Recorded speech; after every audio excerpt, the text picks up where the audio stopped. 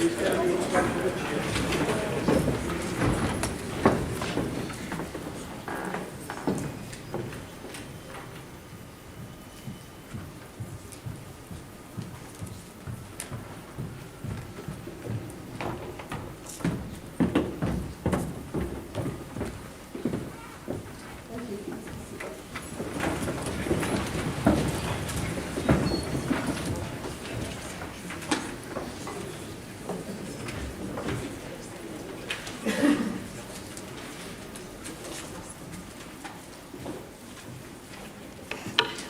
evening, everybody.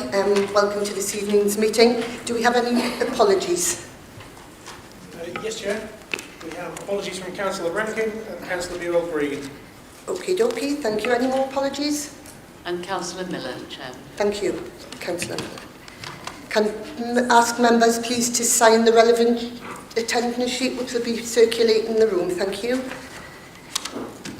Declarations of interest. The Head of Law and Governance has written to all members to set out the position with regards to interests in meeting of the Council that will deal with the budget proposals.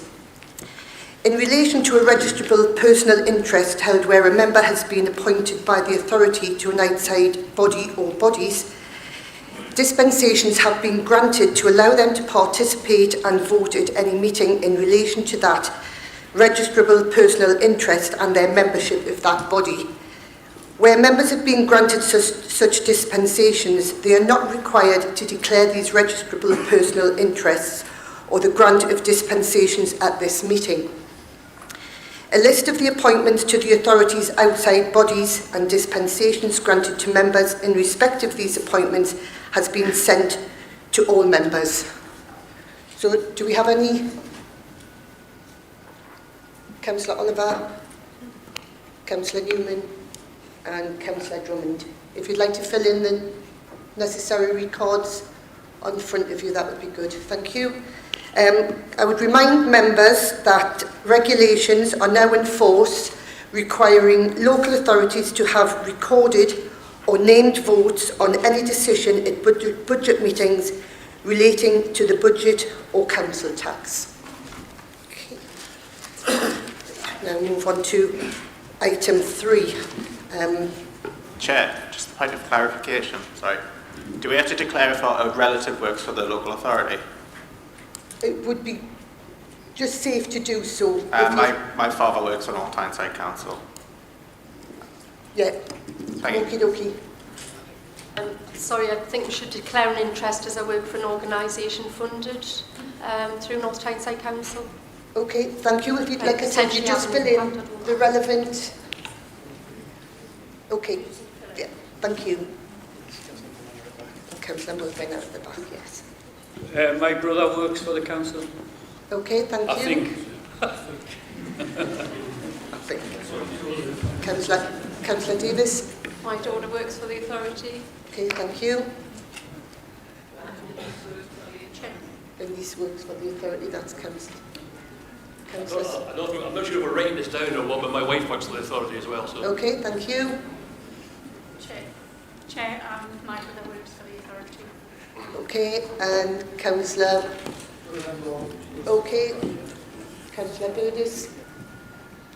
Chair, just got to declare my wife works for NG. Okay, thank you. It's a family affair. Okay, thank you. Right, item 3. The purpose of the meeting. At the council meeting held on the 28th of November 2019, approval was given to a change to the budget and policy framework procedure rules contained in the Constitution to enable the authority to set its budget at one continuous meeting of full council. The budget setting meeting, as is the case with other local authorities, and for the purpose of budget setting for 2020/21, the council meeting will take place this evening. The council will consider the Cabinet's proposals in relation to the general fund budget and resulting estimates of amounts for the council tax requirements, it being noted that no objection to the Cabinet's proposals have been received. I will now invite Councillor Glindon to move the Cabinet's proposal, and you have up to 10 minutes to do so. Thank you. Thank you, Chair. Chair, I'm pleased to formally submit to the Council the Cabinet's Budget and Council Tax Requirement Resolution for 2020 to 2021. As you all know, we've been developing this budget since last summer. The refreshed Our North Tyneside plan sets out the policy direction for the use of council resources. We have developed the budget proposals in line with those overall set of priorities. The final local government finance settlement has been issued. The hearing of the local government finance report in Parliament has been delayed. This is not due to take place until Monday the 24th of February. In addition to agreeing the final settlement, confirmation will also be given in respect to the council tax increase threshold and business rate multiplier. I want to make some very clear points to Council for you to consider as part of this budget process. Council are aware of the financial challenges that the local government have faced following the financial crisis of 2007 to 2008. Preparing this set of budget proposals has been on the back of a sustained period of austerity. This has meant for this Council in particular a £52.4 million reduction in our settlement funding assessment over that period. Added to that, since 2013-14, this authority has had to fund just under £40 million of social care pressures across our adults and children's services. This is due to additional increases in demand and unfunded new burdens. Whilst the authority has received additional resources of around £25 million, so grant funding on the introduction of the adult social care precept, this has only partially offset these cost pressures. The recent additional funding of social care, although welcome, is short-term, ad hoc. It does not represent a sustainable solution for the longer term. In 2013-14, central government passed responsibility for council tax benefit to local government through the introduction of the Local Council Tax Support Scheme. When introduced, an immediate 10% reduction in funding was applied. We've already said our settlement funding assessment has reduced by 47.5% since 2013-14. During that time, the cost of Local Council Tax Support Scheme has also reduced by 12.4%, resulting in this authority having to make a difficult decision in how to support our most vulnerable residents. In the current spending review, the previous Chancellor announced proposals of £2.9 billion cash increase in local government's core spending power. Part of this increase, £1 billion, will be distributed to local authorities through additional grant funding for social care. I already acknowledged this additional funding earlier on. However, the Council must be clear that the other £1.9 billion is expected to be raised by local authorities, so an increased council tax, there is a 1.99 general council tax increase and a 2% precept for social care. Cabinet have, as part of the budget setting process, considered officer advice in respect of growth of the council tax base. The tax base represents the number of properties which will be subject to council tax and which are expressed in terms of their band day equivalents, after allowing for the effect of discounts, exemptions and reliefs. The 2020-21 council tax base for the whole of North Tyneside is 61,870 band day equivalent properties. The tax base for 2021 includes an estimate of 586 new properties due to current developments, which are in progress across the authority. The full year effect of these properties has been assumed. Therefore, the current estimates include an element of marginal increased risk compared to the estimates made in previous years. Officers have been determined that overall growth in properties across the borough is in line with the first two 5-year periods of the local plan. However, there's been a period of catch-up in the second period, with 2020 to 2021. As part of our budget, we've had to make a difficult decision to increase council tax in line with the government's advice. I'll repeat that again, in line with the government's advice. This is to ensure we can continue to deliver services that residents need and maintain a sustainable financial position for this authority. This budget presented here today includes an overall 1.98% general increase on council tax, an increase of 2% to pay for the adult social care precept in line with the government's assumptions. Council needs to remember that when the government considers our funding requirements, it assumes we will make the suggested increase in the council tax. Again, you will all know the significance of business rate income as a source of resources. When assessing the level of income from business rates, consideration is given to the total rateable value across the authority.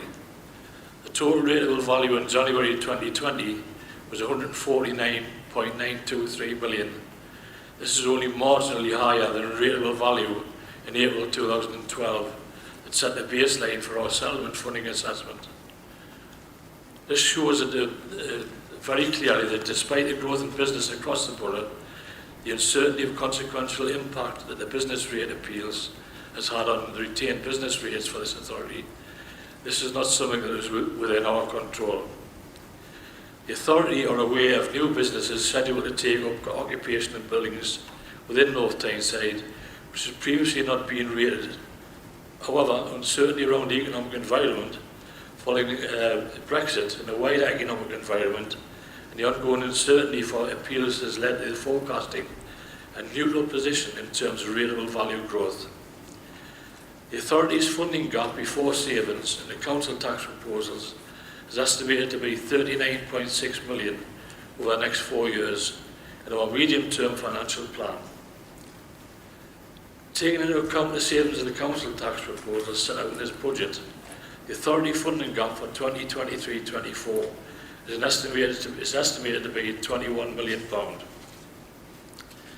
The budget for 2020-21 included here today sets out savings proposals of £805,000, and the council tax proposals would raise additional resources of 3.87 million for 2020-21.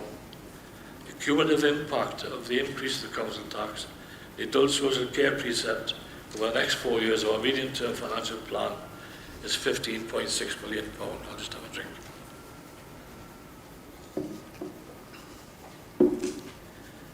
Members will be aware that in recent years the authority has made in-year savings through our approach to treasury management. I ask officers to consider any savings that could be secured for 2020-21, and that end our plans for 2021 include £250,000 related to treasury management. In arriving at this level of savings, consideration has been given to the impact of 1% increase in the Public Works Loans Board rates, and the move to reduce the risk by managing our exposure to internal borrowing and short-term borrowing. You may be aware of the recent announcement to the launch of the Lancashire Municipal Bonds Agency. This may be a vehicle the authority can use for future borrowing at a potentially cheaper rate than the Public Works Loan Board. However, at the present time, the first Municipal Bonds Agency interest rates are variable, and therefore the option would not meet our current borrowing strategy. The spending review announced in September is for 2020-2021 only. The lack of multi-year spending review means that we are left with a high level of uncertainty as we carry out our financial planning for the longer term. The outcome of the fair funding review and the move to increase business rates retention will not now be implemented until April 2021. Future years' financial plans are therefore based on a range of assumptions. For example, assumptions that the continuation of the significant areas of funding which relates to the Better Care Fund and the Improved Better Care Fund. Our Business Efficiency Programme has necessarily included plans for the delivery of management, procurement and community hub savings in 2018 to 19, 2019 to 20. These were recognised as a high-risk proposal, and where significant progress has been made towards delivering those savings. Cabinet have recognised that these are a remaining element in the historic savings which remain difficult to deliver. Therefore, it is recognised that there is a risk in these savings is unlikely to be delivered, and the budget proposal includes £3.8 million of growth, which recognises the outstanding value of the savings. All that said, you all know the authority delivers a vast range of services resulting in a complex and sometimes volatile budget, which means we have to be in a position to understand and manage risks associated with the service we provide. We continue to face the challenges of maximising the use of available resources to ensure the borough continues to grow through investment and that essential services continue to be delivered. Achieving this balanced growth grows more difficult every year. We can see no easing of the relentless pressure to secure the efficiencies in the current uncertain financial environment. I therefore ask Council to accept this budget and reserve the right to speak. Thank you. Thank you, Councillor Clinton. I believe Councillor Pickard is to second the Cabinet's proposal. Formally second and reserve the right to speak. Thank you. I'm now going to invite members to ask any questions of the Cabinet's proposals, but firstly can I ask for a show of hands for those members who are wanting to ask questions of the proposals. Just to be fair to all sides, I'm asking show of hands. Anybody that wants to? Right. Councillor Wallace. No, Chairman, we've put all our questions as part of this new budget setting process. We put our questions during the scrutiny process, so I have no further questions, but I do want to speak to the... Okay, thank you. And Matt. Okay. So questions on the proposals should relate to matters of principle, and repetitious questions should be avoided. Thank you. So, question? Right, okay. Thank you. I simply had a comment to make based on the... It's not a comment, I'm asking for questions. You'll have the opportunity to speak, but I'm just asking for questions at the moment. Okay, thank you for clarifying that. No questions? Fine. Any comments? Councillor Wallace? Thank you, Chairman. Under this year's budget setting process, this new process, we've made suggestions for lower council tax rises, plus better roads and pavements, beach cleansing and free pest control, all of which we believe are achievable given the council's significant resources, but none of our suggestions have been progressed. So what are we presented with tonight? Again, it's a budget which continues the trend of tax increases and has forecasts which seems to me to be inaccurate. For any member who doubts this, I refer you, as but one example, to the initial 2019 to 20 budget proposals, which said that the budget gap for 2020 to 21, after tax rises and deficiencies, would be almost £13.5 million, 13.484 million to be precise. Yet far from having to make this... Councillor Wallace, can I interrupt you? The comments were on the content of the budget proposal, not what your opinion is or what you would like to propose. I'm commenting on the forecasts included, Chairman. Is it the content of the budget proposal, or is it something that you would propose if you were submitting a budget? A comment on what we've been furnished with as part of the budget report. Okay. Thank you. The proposal said that the budget gap would be 13.45 million, or 13.484 million to be precise. Yet far from having to make this 13.5 million of savings, we now find the actual savings in the report are 805,000, which looks like an error of nearly 13 million, and one is left wondering why this is happening. Forecasts of council tax income are similar. The forecast for 20 to 21 was under £96 million of income, but now it's over £101 million. These are massive variations, Chair. Councillor Wallace, you're starting to question the integrity of officers on their work that they've done, and I don't think that's appropriate at this time to question the integrity of our officers. I'm not questioning integrity at all. I'm simply so looking that's what at... it sounds like in the question. Well, I'm looking at the figures that we have been presented with, and yet then subsequently we're presented with massive variations, Chairman. Surely that's a matter for comment and concern. So why haven't you objected? You've had every opportunity to put this to officers prior to council. I have raised it in the scrutiny group, and my recommendations were not put forward, although it was agreed that I was assured that they would be, and I'm therefore drawing attention to my concern about these variations. So at the scrutiny group they weren't accepted? Is that what you were saying? It was not the majority view, but I did specifically ask for everything that I suggested that it should be minuted and put forward. Can I have some advice on this, please? Yes, Chair. Obviously, Notes and minutes of meetings are never intended to be a verbatim report. I can't comment on what was said at the scrutiny meeting because I wasn't present, but ultimately the notes from that report as circulated to the Cabinet were agreed by the chair of that particular group as being an accurate representation of the proceedings that evening. Obviously, with all committees, there will be a degree of discussion and debate. What comes out of that at the end is a series of recommendations. In the case of that budget subgroup, there were no recommendations made to Cabinet. I think that's probably as far as I can go. Chairman, that report came out only a couple of hours before the meeting at which it was to be presented, and I made my concerns very clear and raised the fact that it had been given assurances which were not subsequently implemented. I don't see why I'm prevented now from having a full discussion about this. Sorry, Chair, can I just have a point of clarification?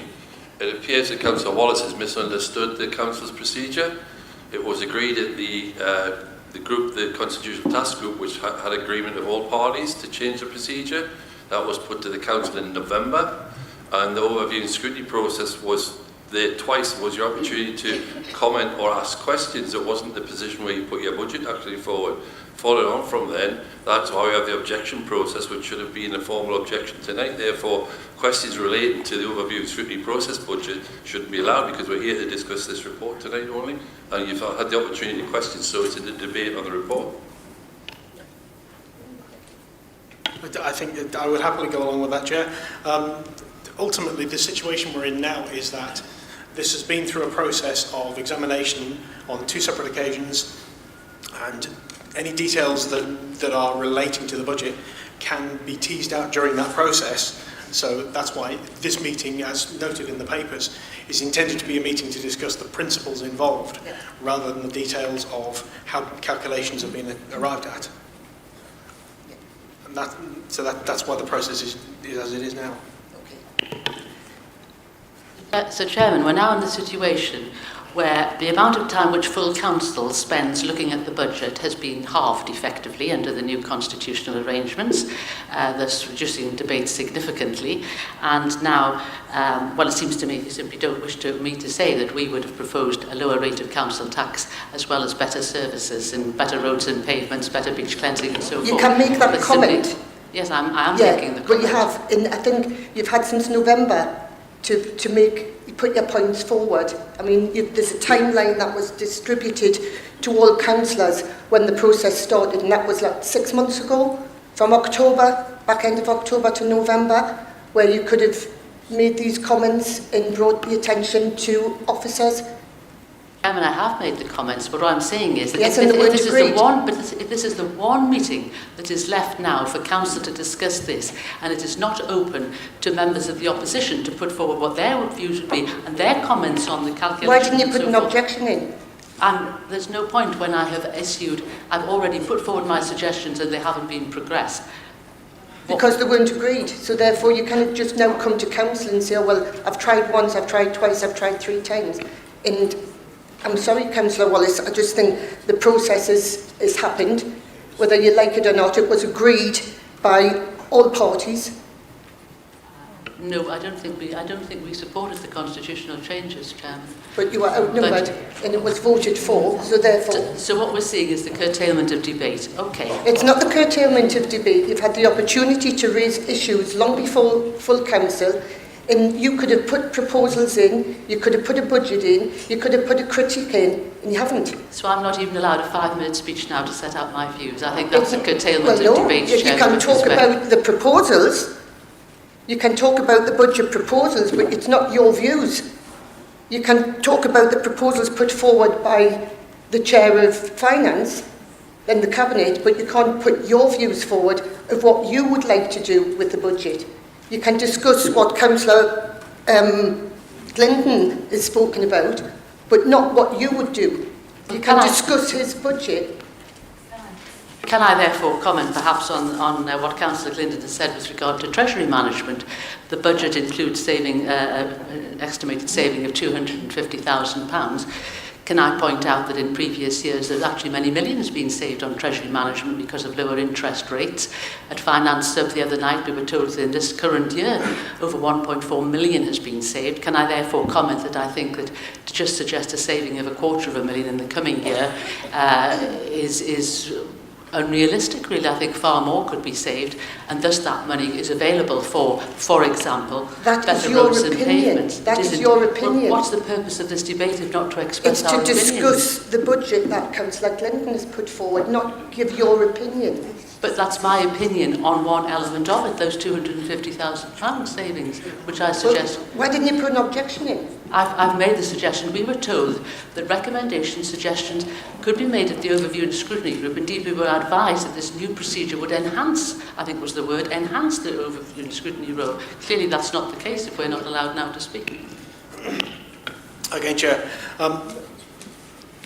certainly my submission would be that the role of scrutiny has been enhanced in this process, because the whole purpose of the scrutiny meetings has been to examine in detail the budget proposals that have been submitted. Now, having had 2 opportunities to do that, the agreed recommendations from those budget meetings were put forwards to Cabinet. Those papers were presented acceptably at a short period before Cabinet. However, they were published significantly in advance of a week before this meeting, and certainly in advance of the deadline for submission of any objections. So there has been a substantial period of time in advance of the deadline for objections when all of this information has been out in the public domain, Chair. Chairman, the legal officer knows that at that last Overview and Scrutiny subgroup, I made numerous suggestions, which I accept, but not the majority view. I made numerous suggestions, and I specifically asked that each of them should be minuted and put to the Cabinet, and I was assured that that would be the case. When I saw the report of that committee, that was not the case, and I quickly, given that this report had only appeared a couple of hours before the meeting, the Cabinet meeting at which it was to be presented, and I suggest that that's a woefully short amount of time, as quickly as I could, I went back and emailed the officers with my concerns. The report, unfortunately, was not amended, and I think had the report been issued with more than a couple of hours' notice, there would have been an opportunity for more correspondence about that. But I made my concerns that my recommendations were not being minuted and put forward, and so therefore I think this is a woeful procedure. As I say, all I'll do is reiterate the point that the notes of that meeting were agreed by the chair of that meeting as being an accurate record of the proceedings, presumably including any agreement to reflect any details of that meeting. I wasn't personally present, but the chair of that meeting certainly was comfortable with the notes as presented. Yeah. Councillor Wallace, if you'd like to continue, but only on the budget which is being proposed by Councillor Clinton. I suspect, Chairman, that whatever I say is going to be considered as not upon the budget, and I think residents will know that this is in fact a silencing of debate about this matter, and I think that's very regrettable. It's not a silencing of debate, it's going through what the procedure is, following the correct procedure. Well, I'll carry on with my speech, Chairman, and Okay. see how far we get with it.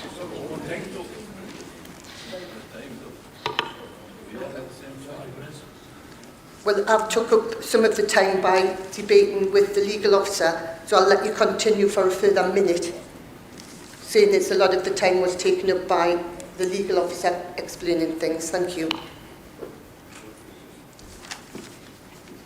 Sorry, I'm restricted to 1 minute, am I? Yeah, because you have 5 minutes. You did speak for a few minutes prior to the legal officer informing you of the correct procedure, so you have a minute left. I'll simply say, Chairman, that we cannot support this budget. All our suggestions for lower council tax rise and better environmental services have been rejected, and we are therefore opposing that. We do accept the tax rise for adult social care, but that is all. We feel that the general fund rise is excessive and need not be so high, and we have set out suggestions for why that need not be the case. It's a missed opportunity for better environmental services and to improve matters for this borough. Thank you. Do you have any further people that wish to? Councillor Austin? Thank you, Chair. In discussing the budget that Councillor Linden's put forward, I'd like to highlight a worrying trend which has become apparent over this budget consultation and the last few carried out by the Labour-controlled Council. We've become used, unfortunately, to the Labour group's budget consultations being launched with angry protestations about austerity, massive cuts in funding, and the need to somehow make huge amounts of savings and efficiencies. I believe the figure originally quoted to the press, the public and the residents panel for this budget was around £40 million black hole. And yet, according to the final budget submitted to the Council tonight, the black hole has shrunk from £40 million to a mere £805,000. In the scheme of council finances, a tiny amount to find. There's no redundancies, no real cuts to services, both of which residents might have expected to be inevitable given the stories of doom and gloom at the start of the process. And still a huge number of managers. No cuts there. In fact, as other members will attest, the Council's actual spending power is increasing year on year. And yet, whereas the fantasy £40 million black hole made news headlines frequently and featured in council publications, the true figure of 805,000 has not been afforded anywhere near the same level of publicity. Strange that, isn't it? This much, much, much smaller figure squeaked into the accounts quietly and without fanfare. But in the meantime, the Labour group have made great political capital out of their imaginary and grossly inaccurate predictions, leading many residents to believe that they had no alternative but to yet again hike council tax by the highest possible amount. The suggestions and figures given to overview and scrutiny by Conservative group leader Councillor Wallace proved that it would be possible to reduce the proposed level of council tax by 2%, as well as providing better services. Fully costed spending on items such as extra money for pothole and pavement repair, which is a huge issue in my own ward of Muxeaton North, extra money for beach cleaning, which would have been welcomed by residents along the coast, free pest control services for all residents, not just council tenants. These excellent Conservative ideas were proposed at overview and scrutiny as per the Council's new system, but despite assurances that they would be minuted, they were not. In fact, I understand the Chair refused point blank to remedy this when asked to do so later. The reality is, as we heard from Councillor Glinden earlier, that the Labour group has absolutely no intention of taking on board sensible ideas on better services or making any attempt to keep council tax as low as possible. Every year, they mislead the public with frightening tales of financial black holes, which then evaporate faster than Jeremy Corbyn's credibility once the seed is sown in the public's mind. So again, we have tonight yet another shameful PR stunt designed to score political points against the government. No doubt there will be much tub-thumping denial from the other side in a moment, but perhaps an easier way to guard against accusations such as this in future years would be to agree tonight to be clear from the start about the figures, clear to the residents' panel, the public and the press. At the start of the next budget consultation, try being upfront and honest. Admit your past forecasts were unnecessarily alarmist and frankly grossly exaggerated. Tell residents that what you said would be a £40 million black hole was in actual fact a mere £805,000 gap. Point of order, please. And tell them, Point of very order. nearly finished if you want to hang on. No, I won't. Chair, if you would let me bring this point of order, what Councillor Austin just said there about dishonesty, is she talking about the Labour group or about the officers who actually give us the financial advice? I didn't use the word dishonesty. You did. I did not. Could you go back please Said and read your speech? dishonest. I did not say dishonest. Could you go back and read your speech, please? About Yeah, sense about being honest or something. I'll certainly carry on, yes. Tell residents that what you said would be a £40 million black hole was in actual fact a mere £805,000 gap. And tell them it's been that way for years. If not, we will have proof positive that these scaremongering figures, still being bandied about until recently, serve no other purpose but to mislead our residents and relieve them of needlessly high amounts of council tax, all for the sake of playing politics. Thank you, Chair. Have a point of order, please. I think Finished, it's okay. Councillor Austin, wait until she finishes, grossly misrepresented the council position, and as such, it should be put right, because if you look at page 67 of the report, this is probably obviously why I put a budget proposition in, because they don't understand the figures. The 40 million gap was subject up to 23-24, it was a cumulative gap, as you can see from there. And the 850 was part of the year savings for this year, compared to 850,000, 805,000, in addition to the other management issues that we take through treasury management and other areas. So to say that the 40 gap disappeared is wrong and misleading the public, and a council member should really be taking the task for that when the figures are right in front of them in the document. Chair, what I was getting at was I didn't ask for an explanation from her. I asked to you, the chair, that you point out to people that she's been misleading the council and the public. I don't think Councillor Pickard has quite understood the point I was making. He has understood the point. I think he has understood the point. Councillor Austin, I think Councillor Pickard is right in what he's saying. The figures what he's are saying, there. he is actually misunderstanding what I said. So therefore, it would be better if I explained what I said. You said the Labour group could be upfront and honest with the budget. Well, I'm in the sure the figures. Labour group would always wish to be that. The Labour group, I believe, always are upfront and honest. Chair, can I point out that I have pointed out on page 67 where the 40 million is, and it's the cumulative effect of the 23-24. In the interest of transparency and honesty, could you produce the figure that says it's £40 million this year, please? What I'm saying was that as the Or are you changing your impression mind that was again? given to the public at the start of the process. It was the cumulative figure in the medium-term That financial is not plan the that was given, and it impression is that still was there. given. If you read the document, it is still there. It hasn't disappeared. My point is that the information given to the public was to lead them to think that that was what needed to be saved. And what information was given to the public? Have you got the...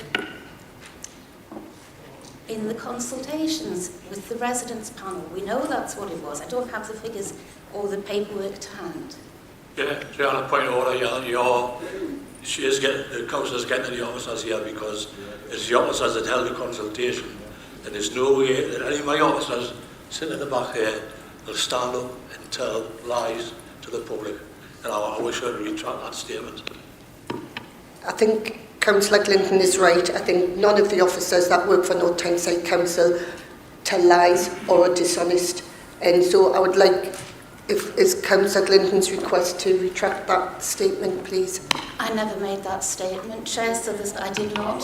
You did. I did not. It's recorded. It's recorded, Councillor Well, Austin. I think if you'll find it's recorded, the word officers does not appear at all. The insinuation that there was dishonesty in the process.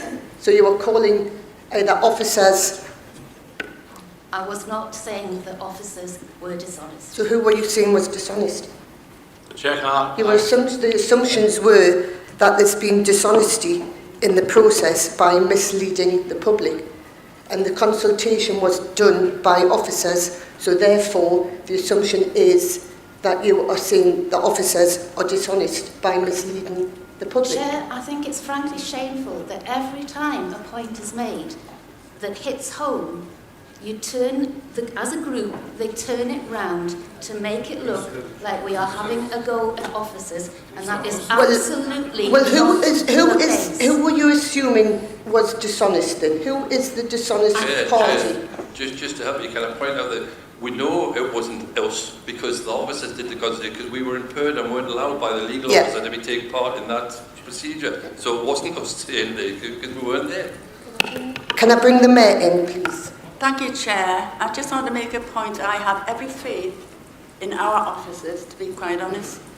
This is a council that is open and transparent, and the opposition know, and every councillor in this council room know tonight that if they want any information, they have access to every officer. And every day they have access to every officer. And I really find it very upsetting when you use words like deceive. I don't want to deceive anyone. And I have to tell the public as well, because we're on film, if they have a problem, they can come in and look at what we're doing. How disgraceful to use the word deceive. I didn't use the word deceive either. Councillor Johnson, would you like to come in, please? Thank you, Chair. Councillor Austin talks about austerity almost being a myth in her speech there. The fact is, Councillor Austin, the Conservative Party agreed that austerity has been happening. Your last Chancellor pledged to end austerity. The former chair of the Local Government Association, Gary Porter, has campaigned for the last 6 years to end council cuts. This council has over £80 million cut from its budget over the previous 8 years. There is cuts to this budget right across this borough. And Councillor Austin knows that, or should know that.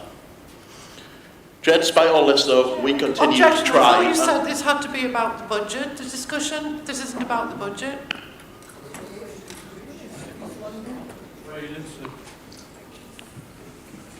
Councillor, I'm literally responding to a comment which shouldn't have been allowed if it's not about the budget, Councillor Manning. But it's not about comments, this is about discussing, you just said before, about the actual budget. He's clarifying the issue that Councillor Austin has raised in her speech. He's clarifying the position. When he's finished then, can I clarify the position? Not really, no. Thank you, Chair. Not really. I'm now going to talk about the budget. Because of the recycling system we've changed over the last couple of years, we've had a record year of recycling so far. This allows us to make the efficiency changes in this budget. No rubbish at all has went to landfill so far this year, and we are about to reduce this even further next year. We have record levels of recycling. This will only increase next year, as we now have introduced, you can recycle pots, tubs and trays in North Tyneside. Councillor Wallace and Austin both talked about roads and pavements. This Labour group and administration are investing about £5 million in our local transport plan next year. This includes an additional £2 million for priorities on roads and pavements right across this borough. We listened to the residents when we were elected in 2013. Our roads were in a state of disrepair, our pavements a disgrace. We've continued to put record levels of investment in our roads and pavements in North Tyneside. They also talk about the environmental services across the borough. We've listened to the residents over the last 2 years and invested in our environmental services. Fly tip and hit squads across the borough to pick on priorities that residents know. We've got environmental enforcement teams across the borough enforcing across the borough to ensure our residents get the best possible service and the environment improves the most. Coastal wardens and park wardens ensuring our outdoor spaces are there for the use of the residents. It's not only residents in North Tyneside that use our glorious green spaces and award-winning beaches, it's residents from all over the North East. This Labour group continues to make the difficult decisions which the Tories shirked when they were in administration. But also, I know one of the big things in this budget, and the big thing in the country at the moment, is climate change. We are taking real action on climate change, and in this budget includes our start of phase 2 of our street lighting programme.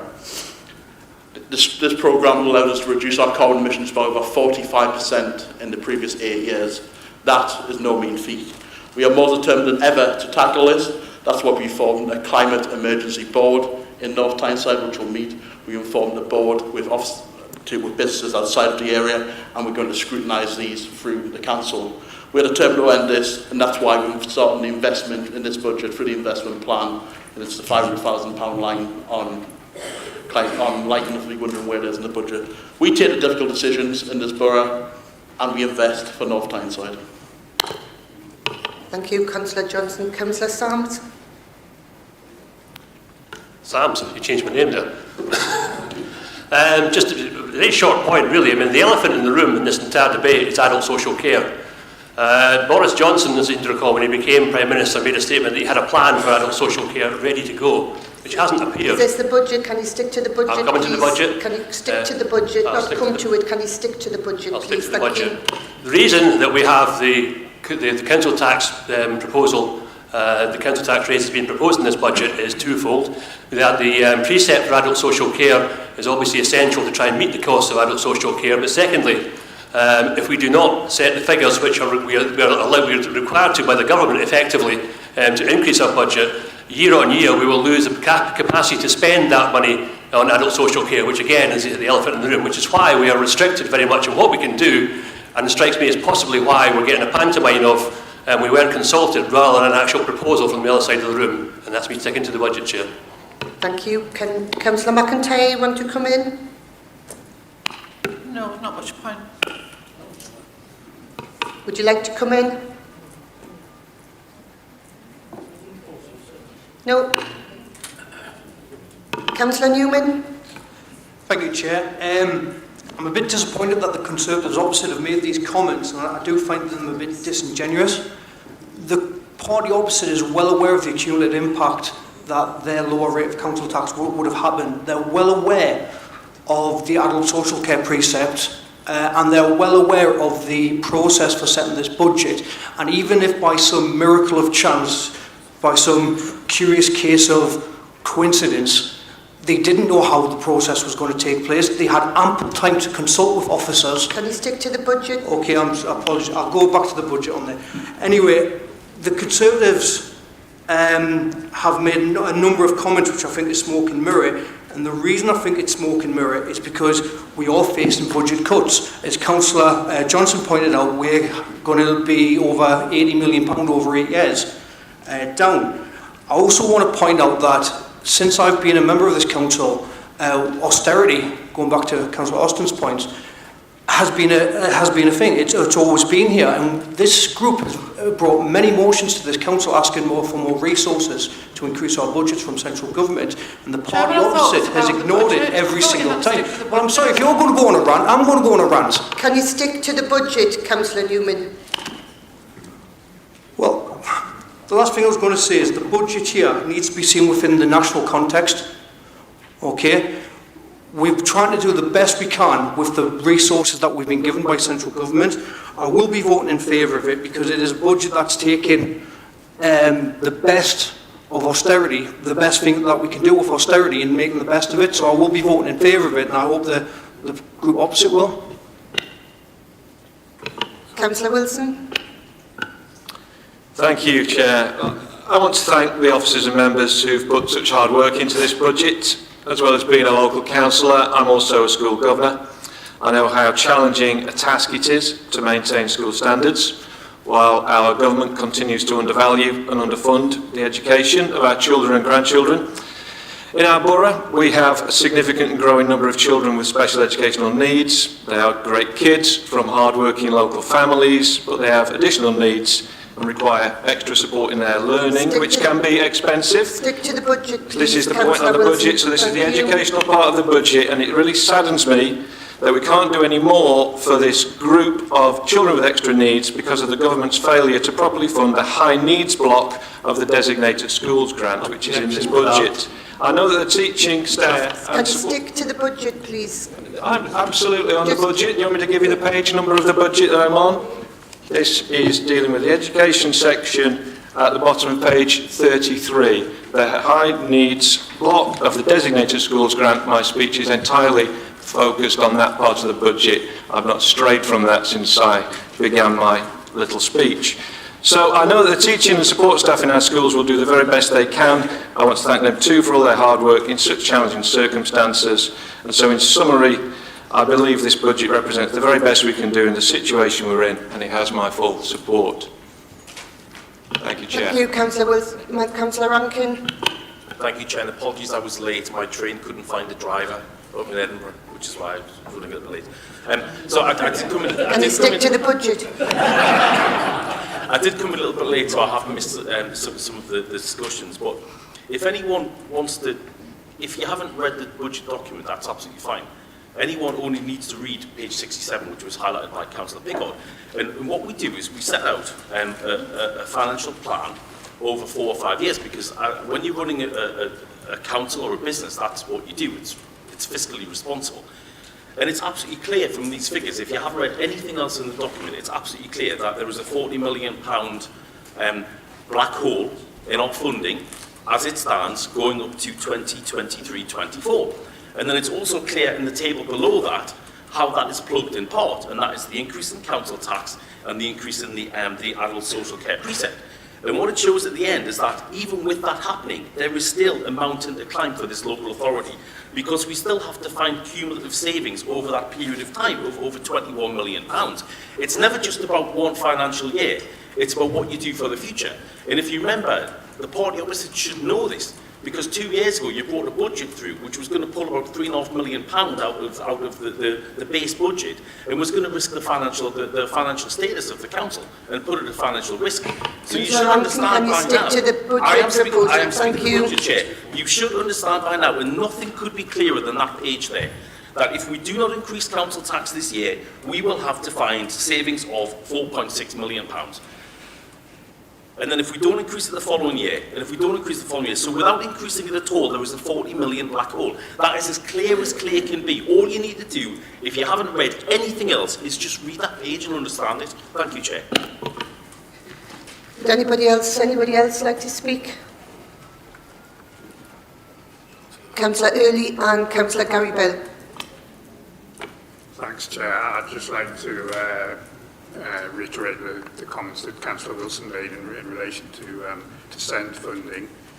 Whilst it's true that the government has allocated an extra sum to support special needs in the high needs block, the allocation for North Tyneside Council schools is £3.09 million. But our projected deficit at the outturn at the end of this year is 4.533 million. So that means that we will still have a shortfall of some £1.224 million on our high needs block spending. And that is against the background, as Councillor Wilson said, of increased demand for SEND services. In the last year, we have had a rise in the number of requests for education, health and care assessments from 291 in 2018 to 449 in 2019, a 36% increase, and an increase of 26% in the number of children with an educational health and care plan. And this has taken place against a backdrop of a 1.2 billion shortfall in real terms in SEND funding nationally over the last 4 years. So whilst the extra money that the government has made available for the high needs block is to be welcomed, as far as I'm aware, at this point in time, it is a one-off allocation of funding. We don't know what will happen in future years, and it makes it very difficult for us to plan and to meet the increasing demands. Thank you, Councillor Early. Councillor Bell, Gary Bell. Thank you, Chair. First of all, I'd just like to say, reference to precept. I'm glad this group have proposed a precept, and I'm glad the Conservative group have agreed as well. 2% precept we need. I welcome extra money from government. I'm not being churlish politically. I'll take money from anywhere. Everybody is living longer, and that has a major cost to all authorities in this country, and it's a problem we have to solve nationally, because it takes up 50%. I mean, Peter probably take up over 50% of the council's budget on our activities, and we must protect the most vulnerable in our society, which we do, and I'm presuming that the members opposite agree with us as well on that. So I'd just like to thank everyone in my group. I'd like to thank all the officers and staff who are working out of social care for producing excellent service at times when they're very challenging times we're in. There's 90,000 vacancies in social care every day.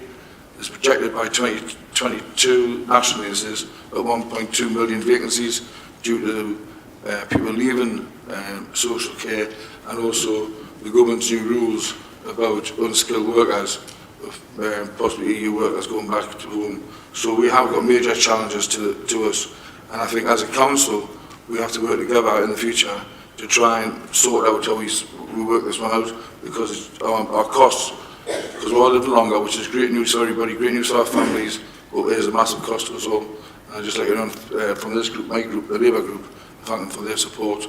To Councillor Austin, just a quick one. I think when I to my point of order, I think I said dishonest. She didn't say dishonest, she said honest. I don't think the Labour was being honest. I can't got a speech verbatim, but if I did say dishonest, Councillor Austin, I do apologise. Thank you, Councillor Bell. Councillor Thirlway. Thank you, Chair. I wasn't planning to speak tonight, but I think it's outrageous that tonight councillors have insinuated that officers have both acted dishonestly. Budget, please, Councillor Thirlway. It refers to page 41, which refers to the consultation and community engagement. I think it's outrageous that there's been insinuations that officers who have conducted this consultation have been dishonest, but also political. Councillors are open to political attack. We have the right of reply. Officers don't. They're doing their job. Chairman, it's not about the budget. Can you not interrupt me? I've told him to stick to the budget. I am Chair. It's regarding the consultation and the officers, but this is part of the report It's that not we're part of the discussing. budget. Can you just stick to the budget, please? I would just like to say I think it's outrageous the way some people have conducted themselves. Councillor Pickard. Thank you, Chair. Obviously, we need to support this budget, and we've heard a lot of what should have been in the budget, what shouldn't have been in the budget, but without actually providing some alternatives to it, we have to assume that they couldn't come up with a rounded budget that would have met the requirements and the financial stability required for a local authority. But in view of the short time, I'll just deal with a couple of subjects that are actually in the budget. Because the latest figures on child poverty showed an average of 30% across this borough. This represents an alarming picture of the extent of the suffering in North Tyneside. However, the average hides the large differences between, for instance, St Mary's at 17% and Cullercoats at 16%, compared to Riverside at 41% and Churton at 43%. These figures show us that there are 13,500 children classes in poverty in our borough. Put another way, that's 9 pupils in every classroom of 30 are officially poor by the government statistics. The devastating impact of austerity on families across the borough is not only being reported by our own employees, but also by teachers who see children showing signs of hunger during the school day, and by our voluntary organisations who have seen a massive increase in the use of food banks. All of this in one of the richest countries in the world. Surely this can't be tolerated. We do not have the resources of central government or control the benefit system, but we do have a social conscience. And we cannot ignore the severity of the problem, particularly for children and pensioners, or ignore large areas of the borough suffering real poverty. This isn't the budget, this is a speech. Can you please stick to the budget, please? Because I am talking to the budget, because the next line says, in our budget, the Poverty Intervention Fund. So I've given you the background why we put the Poverty Intervention Fund there, which is a major part of our budget. Will go some way to alleviating the hardship. I hope to work with all members to look at ways we can help and what we can do with several ideas. For instance, although we may qualify for free school meals, there are at least 170 non-school days when those children haven't got access to those free school meals. It's great to see that 11 of our schools are working with Children North East to poverty-proof the school day. And what they are reporting is that it's really tough and wide-ranging across the borough, the effects of the poverty, including even simple things like the ability to afford school clothing. But it's not just the children, it's the pensioners as well. And recent research has found that 46% of eligible pensioners are not claiming any state benefits, and we can help there through benefit and help with people there. These are just some of the ideas, and come to be able to discuss issues about the budget of the poverty It's the poverty intervention. It's the poverty intervention. It's obviously they didn't read the budget because they got the figures wrong. They obviously haven't read the budget because they don't realise there's £1 million poverty intervention fund in there. I'm explaining the background to that fund and how we hope we can all cooperate across the council to implement that budget. So I've done nothing that's outside of the budget. It is talking about the poverty intervention, the £1 million that's been added into the budget. So that's how it would work. And hopefully we can work across the council doing that. And secondly, as I've just outlined about the Poverty Intervention Fund within our budget, it is a fact that we're seeing an increase in poverty among working families. It's disappointing that the Tories failed to meet the then Chancellor George Osborne's promise to raise the living wage over 25 to £9 an hour, another disappearing promise. Or failure to reach the target will translate into lost wages for people in the authority. And now there are concerns that the next promise they made that we go to £10.50, that in the Queen's speech there's more get-out clauses to allow them to get out of that. But as a large employer, and it's included in our budget. We're ensuring that we tackle the problem of low pay. This allows us to continue to pay the living wage foundation rate. This is above the government living wage and covers all workers, not just those over 25. In addition, we are able to look at providing a new apprentice rate of pay above the minimum standards. We are considering a number of proposals that will give us a one-pay model for all apprentices, and this is contained within the contingency figures that were given in the budget. All salary points above the national apprenticeship minimum wage, to closely align apprentices to the rates of pay in the red books, now that we've brought the care staff back over, and to show progression through all levels and duration of apprenticeship, to make sure that apprenticeships are meaningful and that they lead to long-term employment of our young people. This shows our commitment to our staff. We've been working with the North of Tyne Combined Authority with its Good Work pledge to encourage local businesses to also meet these standards.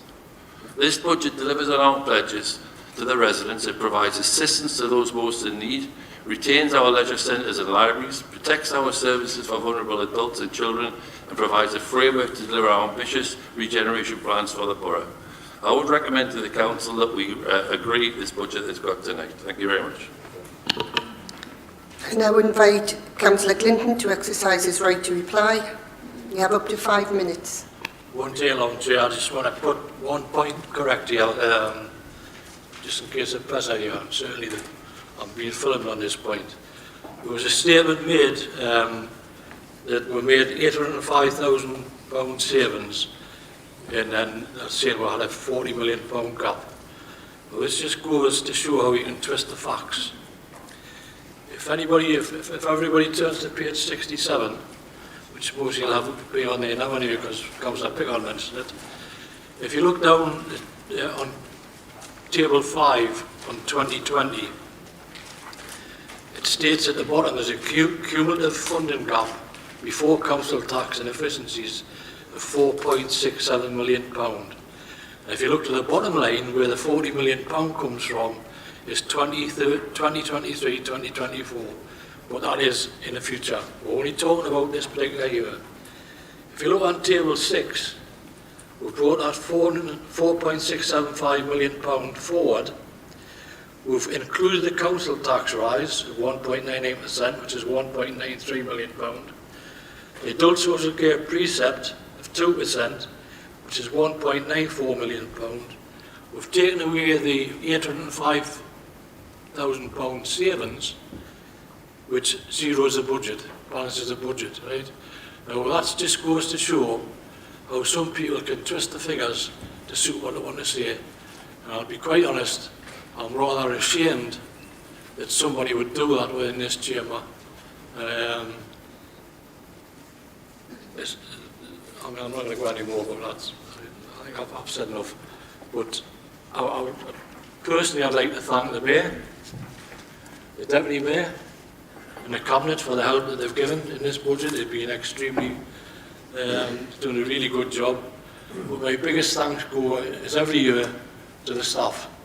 I know you've had some people have had a go here tonight, whether they're saying they did or they didn't. I think they did. I think you're doing a wonderful job. The biggest problem you've got now is doing the same thing next year, because it's getting harder and harder and harder. But I'd like to thank you again this year, and he's no ways off because you're all smiling. Thanks again. I'd like to finish there, Chair. Thank you very much. Thank you. We will now go to the vote. It will be a recorded, named vote on the motion, and the vote will be on the basis of a simple majority. So those in... I get the joys of reading everybody's name out, Chair.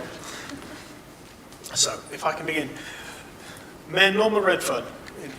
For. Councillor Jim Allen. For. Councillor Alison Austin.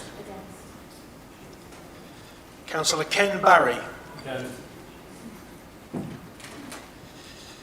Councillor Lewis Bartoli.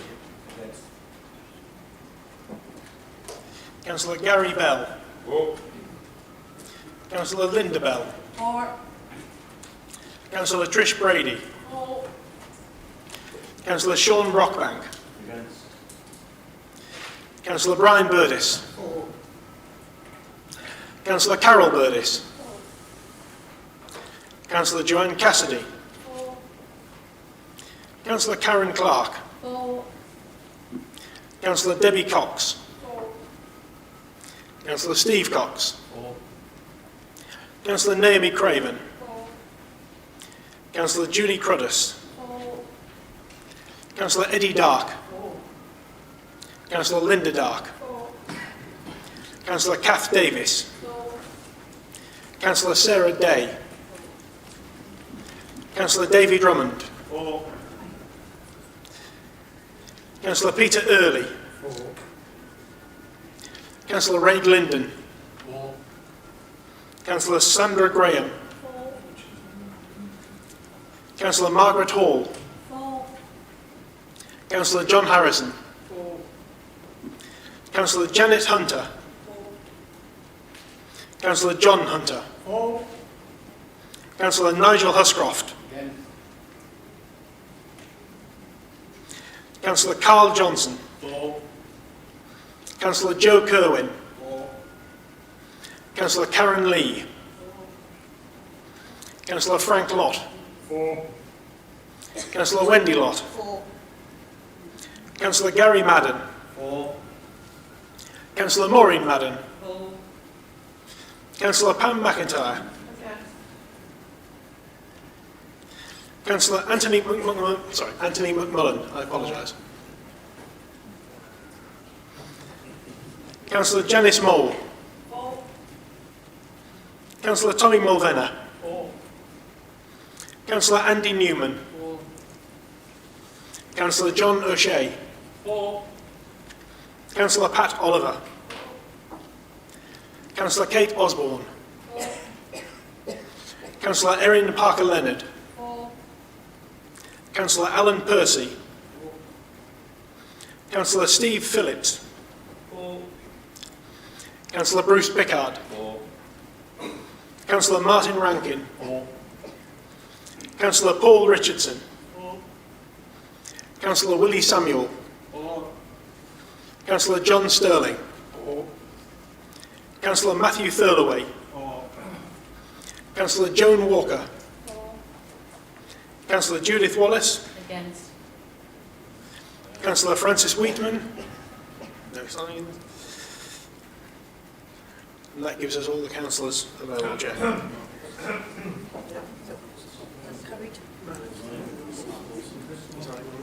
Sorry, my apologies, Councillor Matt Wilson. Thank you.